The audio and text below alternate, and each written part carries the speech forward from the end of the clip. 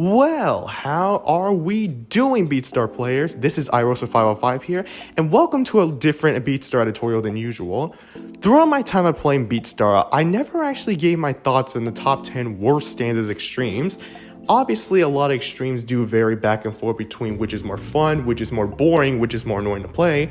But after time of thinking about it, I finally created a list here that decides which I think is the worst extremes in the game, at least for standards. So, what are we waiting for? Let's begin.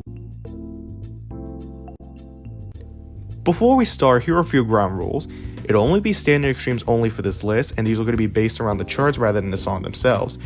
And I do think some do vary based on how the chart plays out rather than the song, but I will give my opinions on a few of them. I'll also give my thoughts on each one to explain what they don't stack up with or what do they lack. And of course, these are my opinions. If you like a chart on this list, that's perfectly fine. Everyone has their own taste in extremes. But before we begin, here are a few quick honorable mentions. Wynonna's Big Brown Beaver. Really, the only issue I have with this chart is the sync and the weird solo, but other than that, I don't find much to hate about this chart. I think it's alright. Remember Me. Honestly, this chart has nothing to do wrong with, actually. It's not good and it's definitely not interesting, but is it really worth all the hate that it's been getting? I don't think so. Heart Frequencies.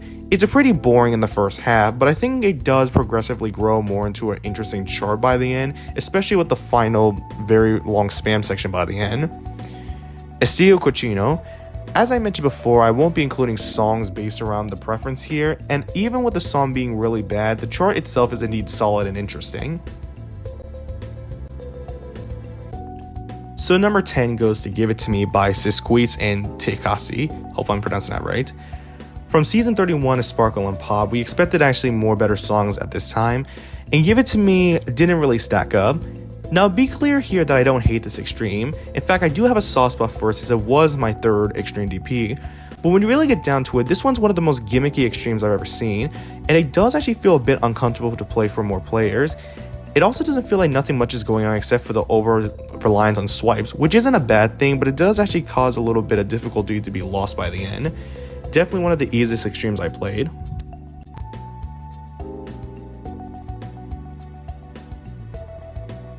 Number 9 here goes to Heavy Shadows by Afixion and Immerse. When Anomalies came to Beatstar during season 17, it was a really good extreme, but unfortunately, the second song for Afixion wasn't a good one. Oh, I'm sorry, I meant chart. The song here is really good, but the chart here is one of the most imbalanced extremes I've ever played. Basically, you're either going to find this too easy with the swipes or too annoyingly difficult with stage 4, as I'm showing you right here.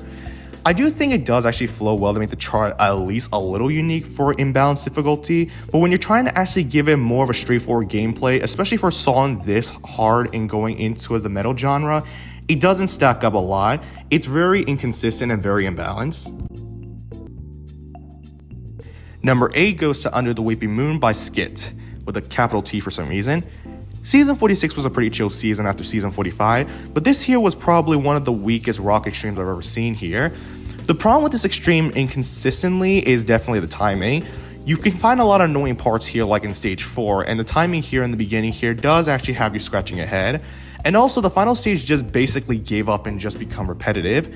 I will say I did have a little fun playing with this one. I do think the final stage, even if it's repetitive, does have at least a good merit to it with the guitar riffs. And a few patterns in the beginning are really interesting, but when you actually compare it to other rock extremes, it doesn't really live much of a candle other than Number 7 goes to Drifting Away by Ajuna Beats. The season 30s have a lot of EDM and dance extremes that really got stale after a while, and this one was probably the most stale overall. You're either going to find this very boring or very uncomfortable to play. I find myself typically in the latter because the last two stages here are some of the most uncomfortable times I had playing at EDM Extreme. You really gotta work your thumbs very well to maneuver your way throughout everything else here, but what kinda saves this chart is honestly me forgiving it a little bit for being a little too gimmicky. I mean, it's a repetitive beat and you really have a lot of things going for the song itself here, so honestly, you gotta work with what you have.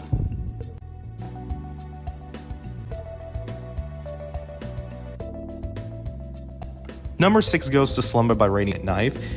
I've been thinking about this one for a long time, and I know a lot of people do actually like this extreme, but I think this one's actually very boring.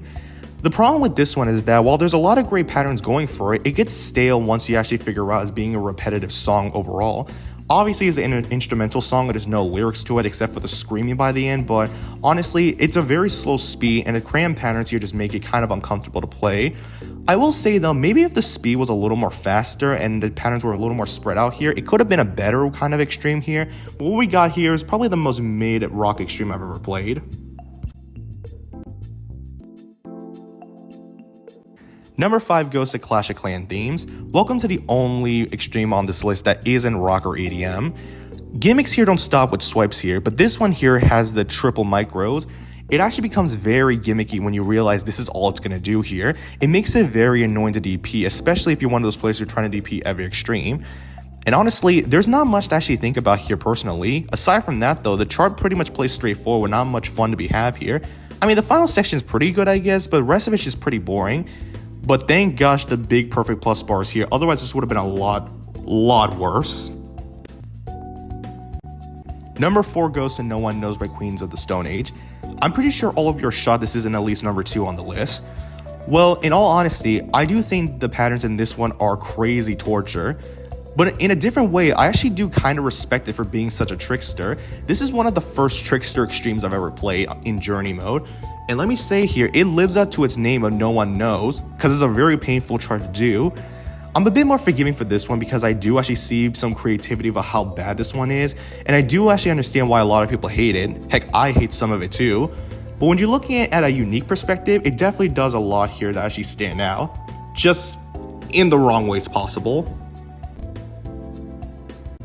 Number 3 goes to Avalon by Chaos Bay. Oh, Chaos Bay.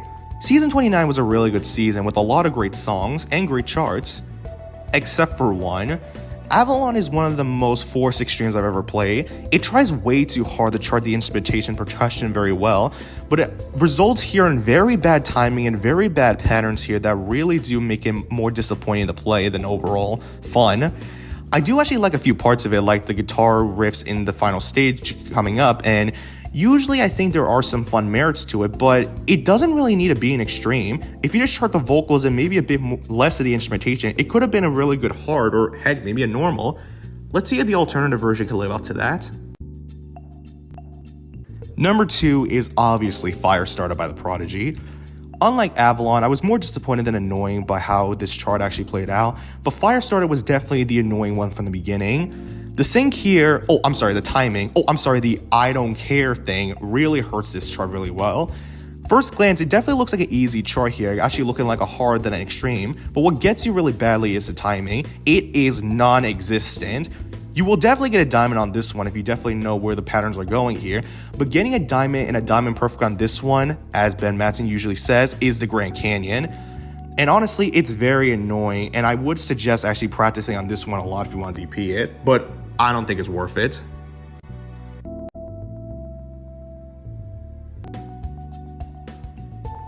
And to no one's surprise, number 1 is Be Careful with the Fool by Johnny Winter.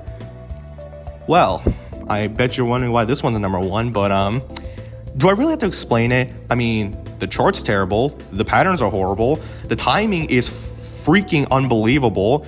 It really gives extremes a run for their money for how much they really want to sink this low. I see a lot of extreme averages ruined because of this extreme, and I think I understand why. Trying to DP this one is literally trying to actually mow the lawn with scissors. It's nearly impossible.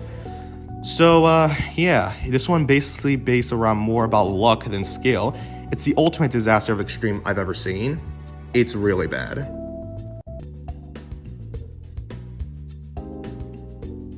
And yeah, that's my list on the top 10 worst standard extremes.